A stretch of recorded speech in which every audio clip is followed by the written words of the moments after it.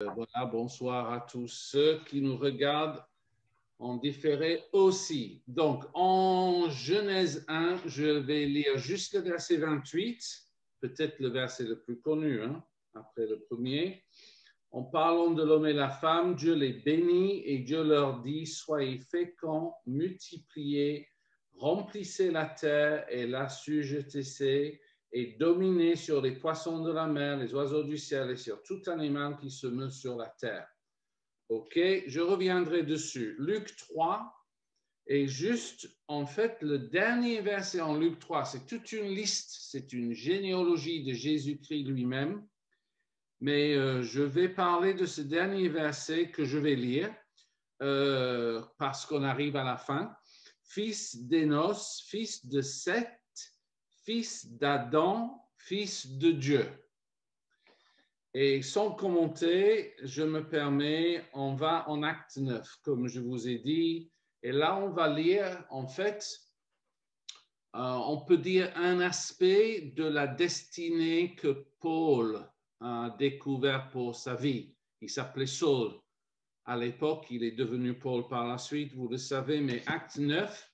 Et là, je vais lire à partir du verset 15. Et c'est Jésus en vision qui parle à Ananias.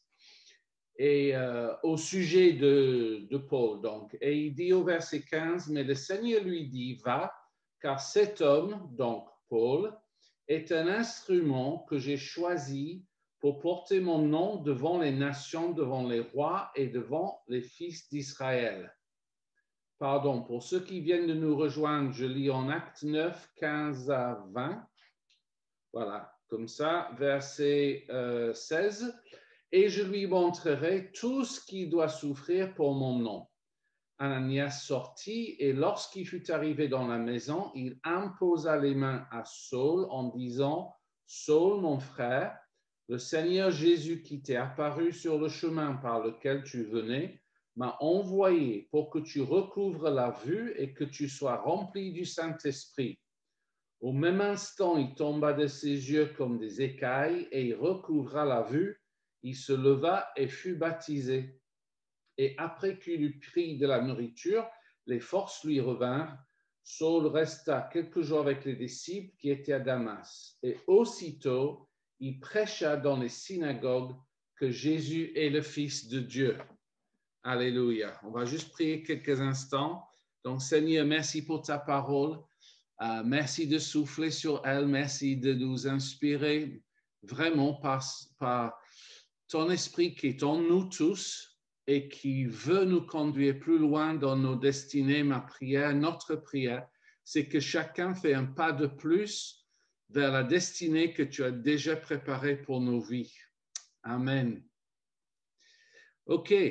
Donc, si j'ai commencé en Genèse, c'est parce que je veux poser un fondement que je sais que vous êtes censé savoir, enfin, vous le savez certainement, c'est qu'il y a une destinée générale pour l'humanité. Il y a quelque chose que Dieu avait décrété dès le début pour Adam et Ève, qui reste sa volonté. C'est avant la chute, c'est avant le péché. C'est une expression de la volonté générale de Dieu pour nous tous. Et cette volonté, je l'ai lu, c'est, je vais le mettre dans notre contexte pour être clair. Quand Dieu va nous dire « soyez féconds », là, pour nous, on dirait soyez dans l'abondance, soyez équipés avec tout ce qu'il faut pour accomplir ce à quoi je vous appelle. Recevez, on dirait dans le Nouveau Testament, les promesses qu'il vous faut pour entrer pleinement dans votre appel, etc. Après, il dit multiplier. Et ça, dans notre contexte, c'est non seulement gagner les personnes à Christ pour qu'il y ait de plus en plus de croyants, mais aussi faire des disciples. Vous savez que ça fait partie d'un mandat général que Dieu a donné à l'Église. Et puis, l'idée de remplir la terre, ailleurs, c'est marqué que le désir de Dieu, c'est que cette terre où nous habitons soit rempli de la connaissance de la gloire de Dieu. Donc, si je reformule la pensée, on peut dire ceci. Dieu a placé Adam et Ève dans un paradis, le jardin d'Éden, et il voulait que ce jardin remplisse la terre. Il avait donné à Adam et Ève une relation avec lui et il voulait que tous les êtres humains entrent dans cette relation. Adam et Ève connaissaient Dieu parfaitement. Dieu voulait que cette connaissance se répande. Et donc, ces choses n'ont jamais changé. Ta destinée sera quelque part en lien avec ça, parce que c'est la grande mission que Jésus a reformulée en nous disant d'aller dans le monde et puis de faire des nations des disciples. Donc, c'est le monde entier qu'il a visé. C'est juste exprimé un peu différemment. Et je dois poser ça comme un fondement. Pourquoi? Parce que j'ai lu ce verset en Luc 3, 38, où, en fait, selon la Bible, selon l'interprétation du Nouveau Testament, Adam est appelé le Fils de Dieu. Et ce que nous comprenons aujourd'hui, c'est que Dieu, en fait, a toujours voulu donner un mandat à tous ses fils.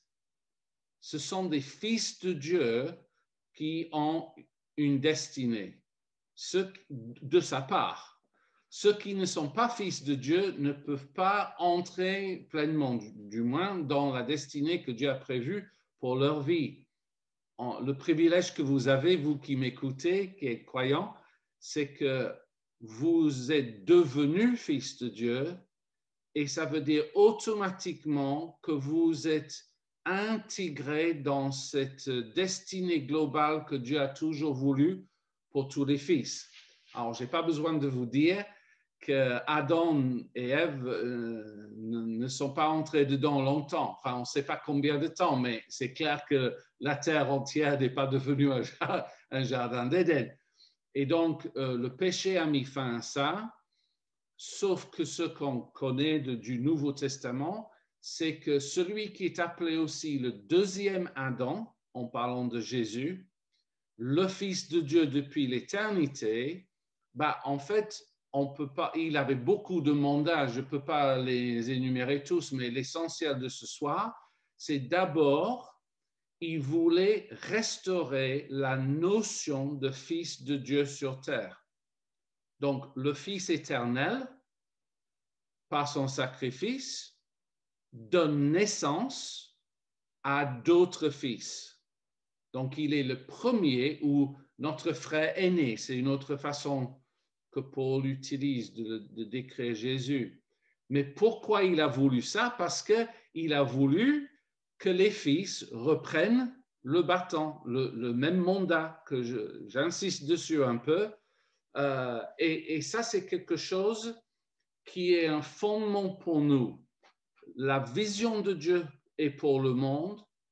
La vision de Dieu est toujours de multiplier qui tu es.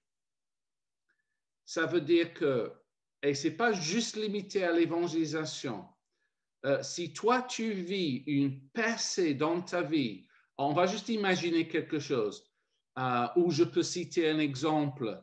En Angleterre, il y avait un homme qui avait très à cœur les orphelins dans le 19e siècle.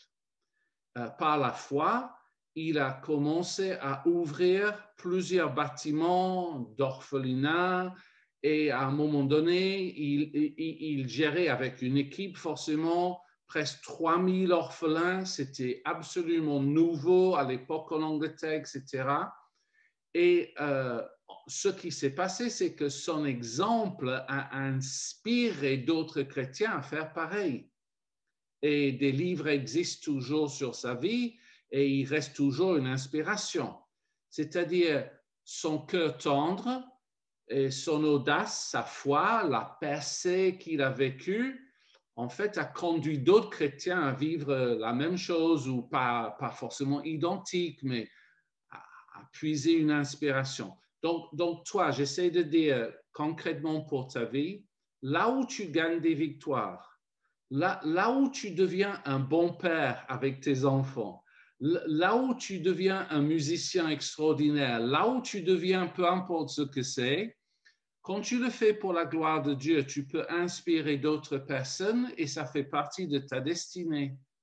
Ce n'est pas limité à l'évangélisation, c'est ça que j'essaie de dire, mais c'est toujours dans la notion de multiplier l'excellence divine qui est en nous et que nous avons saisie. Donc, deuxième fondement que je veux poser en parlant maintenant de Paul, c'est que c'est absolument étonnant de constater jusqu'à quel point Dieu prend les gens qui sont très faibles, faillibles, remplis d'erreurs, de problèmes divers, et il semble ne pas hésiter de les inviter à vivre une belle aventure avec lui. Juste hier soir, je regarde une émission sur quelqu'un qui n'est pas vraiment connu au milieu francophone, je pense, qui s'appelait David Brainerd, et américain. Et j'ai appris hier soir, je ne le savais pas, il est même décédé à l'âge de 29 ans seulement. Mais ce qu'il a accompli de l'âge de 20 ans à 29 ans était extraordinaire auprès des Indiens. Je parle aux États-Unis, je parle de la Première Nation, des Indiens là-bas, dans le 18e siècle surtout. Et il avait une telle compassion pour ces gens que globalement, ils se sont convertis nombreux au Seigneur. Il y a eu un réveil parmi eux et c'est devenu célèbre ce que cet homme a pu accomplir. Mais ce que je ne savais pas, c'est que cet homme, toute sa vie, enfin, on va dire de 20 ans à 29 ans, souffrait de dépression, écrivait tous les jours dans son agenda, enfin, de son vécu. C'est comme ça qu'on a beaucoup de détails. Et selon ce que j'ai entendu, à 22 reprises, il a écrit qu'il voulait mourir. Tellement il en avait marre, tellement etc. Mais malgré cela, et malgré le fait qu'il souffrait de la tuberculose, il a accompli des choses extraordinaires pour Dieu. Donc, quand on parle de Paul, je n'ai pas besoin de vous dire qu'il a organisé la mort et l'emprisonnement de beaucoup de chrétiens. Il n'était pas du tout un choix que j'aurais fait pour gagner des personnes à Christ, mais en fait, pour moi, Dieu a vu son zèle qui était mal placé. Je parle avant sa conversion. Et je dis juste ceci, Dieu aime le zèle, Dieu aime ta passion, et même si tu te trompes, même si c'est un excès de zèle et que c'est pas très sage, Dieu dit, ça c'est pas grave. Je préfère quelqu'un de zélé qui fait quelques gaffes que je peux rectifier que quelqu'un de tiède qui ne bouge jamais.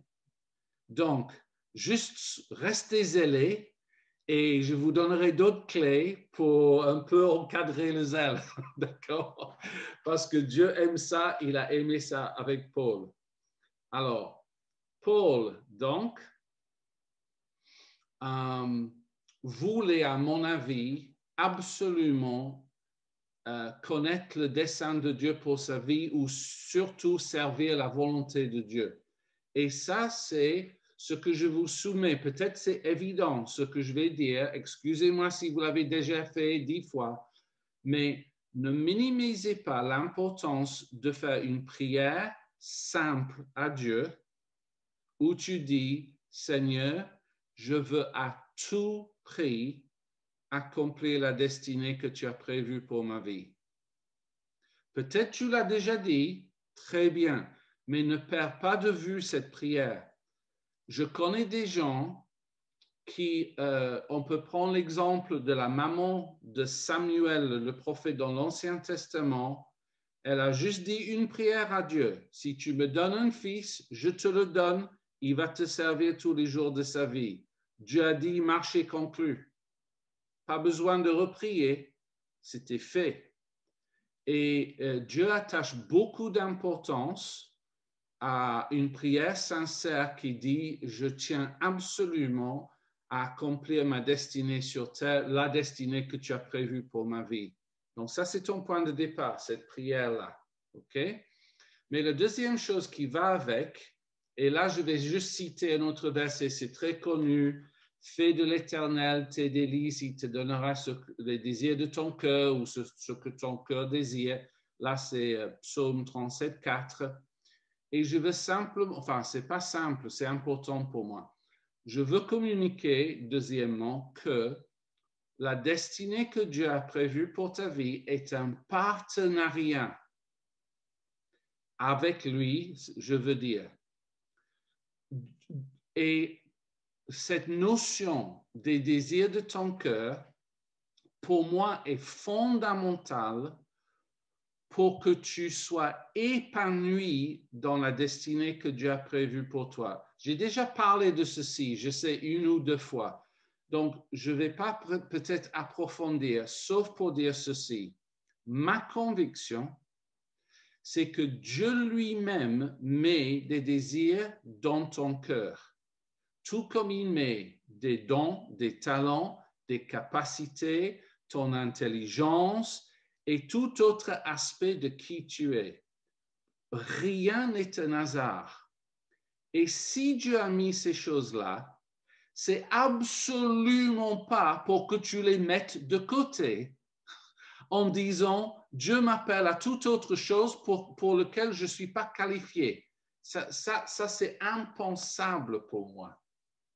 La notion logique, c'est Dieu me connaît, Dieu a placé des choses en moi et c'est absolument ça que je veux développer avec lui.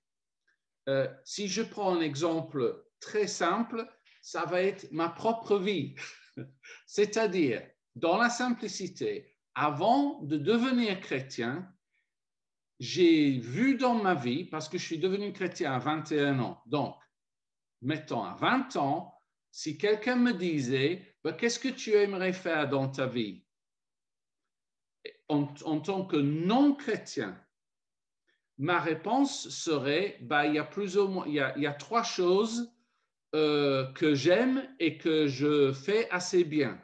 J'aime voyager, j'aime étudier le français, et oui, ça faisait partie de qui j'étais, et j'aime enseigner. Et j'ai fait des études pour devenir prof en Angleterre. Et après, je vois que Dieu s'est servi des trois, très clairement. Et cela veut dire que ce que je fais aujourd'hui est quelque chose qui est un épanouissement pour moi. Dieu s'est servi de ce qu'il avait déjà mis en moi, même avant que je sois chrétien. Donc, la question que tu dois te poser, et je sais que tout le monde n'a pas forcément toutes les réponses, mais des éléments de réponse quand même, ce serait basique. Hein?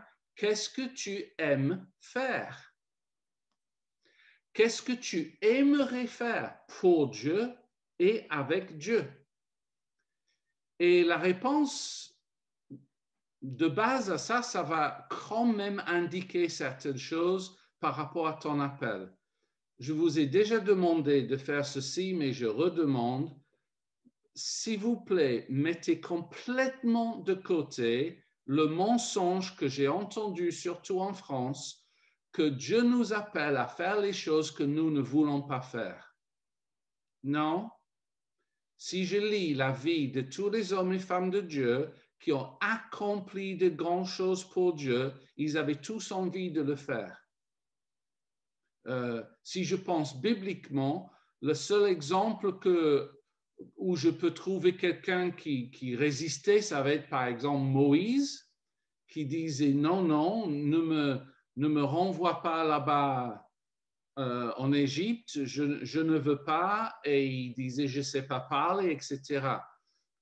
Mais si on creuse sa vie, On sait que 40 ans plus tôt, il avait cette envie. Il voulait libérer son peuple. Le problème qu'il avait, c'était le fait qu'il bégayait et qu'il comprenait l'énormité de la tâche. Donc, il avait peur devant la taille de sa destinée. Mais une fois qu'il était en partenariat avec son frère Aaron, bon, tout allait bien après.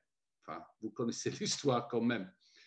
Et donc, moi, je veux vous encourager en disant, poursuivez les choses que vous aimez avec Dieu, et les talents et les capacités, et osez des choses. Et ce n'est pas la seule indication, mais c'est important. OK. Je parle maintenant un peu plus en acte 9 pour les éléments concernant Saul qui est devenu Paul. Et la première chose qui peut être importante pour nous, pas systématiquement, c'est sa conversion. C'est-à-dire, Paul est converti de façon miraculeuse, avec une voix audible, avec une vision et puis une guérison remarquable, comme on a vu là, rapidement baptisé du Saint-Esprit. Et en fait, sa conversion était une démonstration de la puissance de Dieu. Et cette réalité ne l'a jamais quitté. C'est-à-dire, parce qu'il l'avait vécu lui-même, il avait la foi que d'autres personnes pouvaient aussi vivre une conversion miraculeuse. Je vous ai témoigné 2 ou 3 fois à Paris Évangile que moi-même, je me suis converti en France. Et quelqu'un m'a dit, ce n'est pas un hasard ce qui s'est passé autour de ta conversion. Il y a des éléments que tu as vécus que Dieu veut utiliser à l'avenir. Et donc, je sentais un appel à retourner au pays où j'ai rencontré Dieu pour que d'autres fassent pareil. Alors, ce n'est pas tout le monde qui a ça, mais par contre, je suis absolument convaincu de ceci. Ce que tu as vécu déjà dans ta vie, même si c'était très douloureux, Dieu dit, je veux me servir de ça pour que dans ton appel et ta destinée, tu aides d'autres personnes qui sont passées par là. Parce que tout concourt pour le bien de ceux qui aiment Dieu, c'est la première condition, et qui sont appelés selon son dessein, qui est la fin de la phrase qu'on ne cite pas autant. Donc, le dessein de Dieu pour ta vie est lié à des choses, je redis, même douloureuses que tu as vécues, parce que tu sais très bien qu'il y a beaucoup d'autres personnes qui passent par là. Donc, ce n'est pas que c'était voulu de Dieu que tu souffres, etc., mais il a vu ce que tu as vécu et il sait te restaurer. C'est absolument certain. Et une fois restauré, tu peux restaurer d'autres. Écoute, je pense que c'est clair. Ensuite, et là, je suis un peu plus en acte 9, mais j'ai juste 5 points à vous donner. C'est pas important le nombre de points. Ensuite, Paul a reçu des paroles prophétiques concernant son avenir, à la fois directement de Jésus, c'est vrai, mais aussi par Ananias et ensuite par d'autres. Et on sait que ces paroles prophétiques étaient très importantes pour Paul parce qu'il en parlait souvent et toujours quand il témoignait de sa conversion. Mais moi, je veux juste vous donner 2 références. Ne les lisez pas, s'il vous plaît, on n'a pas le temps. Je vais les lire, mais juste notez, si vous prenez des notes, 1 Timothée 1, 18 et 1 Timothée 4, 14. Parce que dans la même lettre, en écrivant à Timothée, en voulant que Timothée entre dans sa destinée, Paul lui dit d'abord, le commandement que je t'adresse, Timothée, mon enfant, selon les prophéties faites précédemment à ton sujet, c'est que d'après elles, tu combattes le bon combat de la foi. Donc, pour que Timothée accomplisse sa mission, il avait besoin de prendre position sur ces paroles prophétiques. Mais écoutez le verset suivant que j'ai cité, chapitre 4, 14. Paul lui dit, ne néglige pas le don qui est en toi et qui t'a été donné par prophétie. Vous imaginez la puissance de ça? Et donc, tu peux vraiment... Bill Johnson, je l'ai cité, je sais, mais je le redis. Bill Johnson l'explique ainsi. Dieu connaît le début de ta vie depuis la fin, il a tout vu. Il sait exactement où tu en es aujourd'hui et il sait ce qu'il te faut pour entrer dans l'étape ou passer à l'étape suivante. Donc, il te donne une parole prophétique pour que tu y arrives. C'est comme un outil pour avancer. Et c'est pour ça qu'il ne faut jamais minimiser l'importance des paroles prophétiques que tu reçois. Il faut avoir envie de les recevoir. Si tu dis à Dieu, j'ai très envie que tu me parles de mon avenir et de peut-être juste de l'étape prochaine, donne-moi une parole de la part de quelqu'un. Si la soif est là, Dieu dit, on y va. Et vous savez, il ne faut jamais mépriser même les petites prophéties. OK.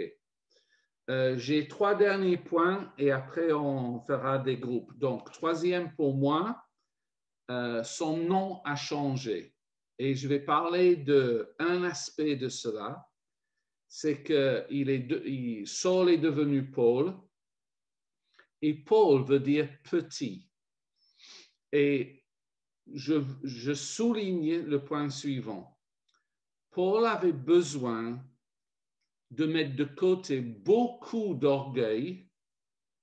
Il disait de lui-même à quel point il était orgueilleux avant de devenir chrétien, fier d'être de la tribu de Benjamin, d'avoir toutes les qualités, les études et tout ce qu'il avait. Mais il a fini par dire, non, j'ai compris que je devais mettre ces choses de côté et il soulignait l'importance de l'humilité. Et moi, je veux faire pareil pour nous ce soir. Je vais jusqu'à dire, si tu restes fier, je ne pense pas que tu puisses entrer dans ta destinée. C'est à ce point-là. Parce que Dieu s'oppose aux orgueilleux, mais s'approche des humbles. L'humilité est absolument essentielle parce que sinon ça devient le même piège que Satan a connu quand il était Lucifer et archange dans le ciel. C'est pour ça que c'est tellement important parce que la racine de l'orgueil vient de là. Je sais que j'imagine un peu, mais c'est la notion que après Dieu, Lucifer était l'être le plus beau de la création. Et quand on te dit à maintes reprises combien tu es beau et doué et glorieux et ainsi de suite, ça devient difficile à gérer. Et il n'a pas géré. Lucifer ne l'a pas géré. Et donc, il sait que c'est un piège qu'il met devant tous ceux qui veulent vraiment accomplir leur destinée. Si tu deviens fier de ce que tu as accompli pour Dieu, humilie-toi rapidement. C'est mieux de le faire toi-même. C'est plus agréable. D'accord? Donc, je vais juste ajouter une parenthèse parce que ça a été quand même important pour ma vie, c'est pourquoi je le dis. C'est pas la première personne qui a connu un changement de nom dans la Bible. Et en Apocalypse 2, verset 17, il est écrit que pour chacun de nous, Dieu ou Jésus nous donnera un caillou blanc avec un nom nouveau que seuls nous et lui connaîtrons. Et je connais des chrétiens, et j'en fais partie, qui ont dit au Seigneur, bah, quel est mon nom nouveau? Est-ce que tu veux me dire comment tu m'as appelé ou comment tu me surnommes? Jésus a donné un surnom à Jean et Jacques, même de leur vivant. Il a changé le prénom de Pierre. Il sait que ça a toute son importance. Et je ne vais pas vous dire, je suis désolé, mais Dieu m'a dit quel est mon surnom.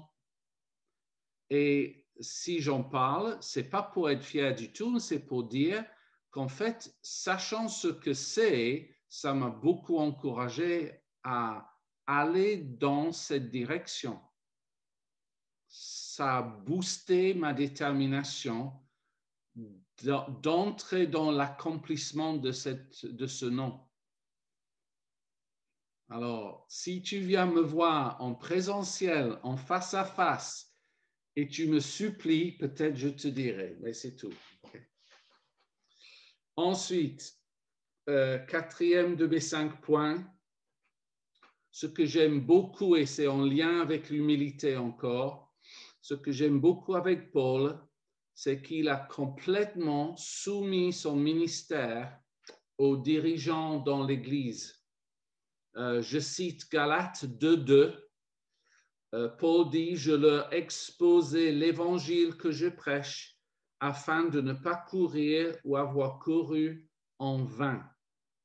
Et ça, c'est absolument fabuleux pour moi parce que quand vous considérez son appel, sa conversion miraculeuse, le fait qu'il a rencontré en personne le Seigneur plusieurs reprises après, qu'il a eu un mandat, il était persuadé de ce mandat reçu de Dieu, et malgré tout cela, il avait l'humilité d'aller à Jérusalem et de dire, mes frères, vous qui êtes piliers dans l'Église à Jérusalem, je vous soumets mon ministère.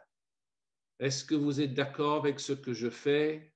D'accord que je prêche aux païens? D'accord avec le contenu du message que je leur donne? Et je dis, waouh! et honnêtement, s'il y a une chose que je pouvais encadrer mieux dans l'Église de Jésus-Christ, ce serait de dire, écoutez tous les chrétiens, juste écoutez, ne partez pas en électron libre. S'il vous plaît, pitié, trouvez quelqu'un avec qui tu as l'humilité, mais aussi la confiance de pouvoir lui dire, écoute, je pense avoir reçu telle vision du Seigneur, je pense que telle direction est la bonne pour ma vie, mais qu'est-ce que tu en penses? Et ça, c'est une telle protection pour ta vie, vous n'imaginez pas. Parce que j'ai vu que des dégâts, des gens qui sont venus me voir avec leur fait accompli, pasteur, Dieu m'a parlé, je m'en vais faire telle ou telle chose, et je voyais, désolé, je vais être franc, je voyais que c'est une bêtise totale, que c'était mal pensé, mal construit et que ça ne correspondait pas à leurs talents et capacités, mais ils étaient têtus. Donc, ils sont partis faire. Et c'est systématiquement mal terminé. Et après, ça devient, pourquoi Dieu ne m'a pas aidé? Pourquoi Dieu n'est pas intervenu? Pourquoi Dieu ceci, cela? Mais la racine n'était pas Dieu du tout. La racine était, pourquoi toi, tu n'as pas eu l'humilité de soumettre ça à quelqu'un et d'avoir la sagesse? Donc,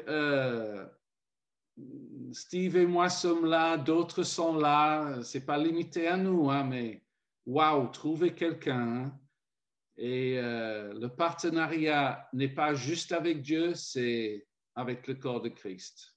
Alléluia. Et enfin, 5e et dernier point, on peut dire que dans un sens, on pourrait dire visiblement, Paul est directement entré dans son appel. Le dernier verset que j'ai lu, aussitôt, il prêcha dans les synagogues que Jésus est le Fils de Dieu. Tu peux dire, ouais, il est bien lancé là. Oui, mais non. Parce que dans d'autres références, surtout en Galates, on découvre que Paul a passé un minimum de 13 ans. Certains disent 19 ans, selon les théologiens, mais minimum de 13 ans à être formé, à avoir son caractère travaillé, à étudier ce que le Seigneur lui demandait et globalement d'être façonné dans son caractère pour l'appel et la puissance qui était dans sa vie. Tout comme vous le savez, ce n'est pas juste les dons de l'Esprit Saint, c'est les fruits en termes de caractère. Et les deux vont de pair. Et ça, c'était précieux parce que voici comment ça s'applique à nos vies. Il y a des chrétiens qui m'ont dit plus ou moins, moi j'ai reçu un message pour être, ok, permettez que j'exagère un peu, d'accord, juste un peu. J'ai reçu une parole comme quoi j'allais être un prophète envers les nations. Wow, c'est ma destinée. Donc, j'attends que quelqu'un reconnaisse le potentiel qui est en moi. Et en attendant, je fais rien du tout. En attendant, je suis là. Et puis 5 ans après, je suis là, mais maintenant je suis frustré. Pourquoi l'Église ne reconnaît pas mes talents et mon appel? Et 10 ans après, je suis complètement dégoûté parce que personne ne m'a invité à prêcher. Et ça, c'est parce qu'on n'a absolument pas compris que la destinée se construit étape sur étape. Caractère, transformation de caractère par transformation. Même parfois échec par échec. C'est pas ce qu'on veut, mais on apprend des échecs. On prend des risques, on va plus loin.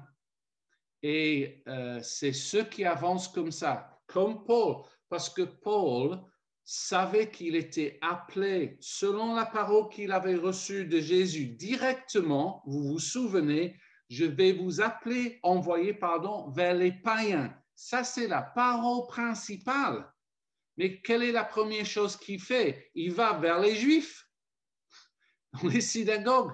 Pourquoi? Parce qu'il voulait que tous les hommes soient sauvés, parce qu'il avait compassion, parce qu'il voulait commencer quelque part, parce que la porte était ouverte et il est passé par la porte ouverte.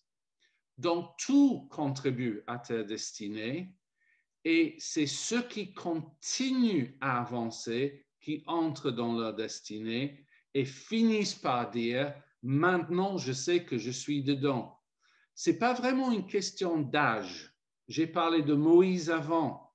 À 40 ans, il avait un appel. À 80 ans, il est entré dedans. Mais on ne va pas dire chacun attend 40 ans. Moi, à 21 ans, j'ai reçu une parole prophétique dans les quelques mois après ma nouvelle naissance. Mais 20 ans après, j'ai vu l'accomplissement. C'est comme ça. Ça prend du temps. Patience, mes frères et sœurs. Si toi, tu avances, ça viendra, certainement. Et les responsables sont là pour vous accompagner. Moi, mon plus grand rêve, c'est que vous entriez tous dans votre destinée pleinement. Et si ça veut dire que je dois vous envoyer aux 4 coins du monde, parce que c'est là-bas, alléluia, on devient une église missionnaire alors, et on vous envoie tous. On n'est pas là pour dire on a une grande église, on veut des grands chrétiens. Alléluia pour ça. Et ça, c'est le désir de Dieu.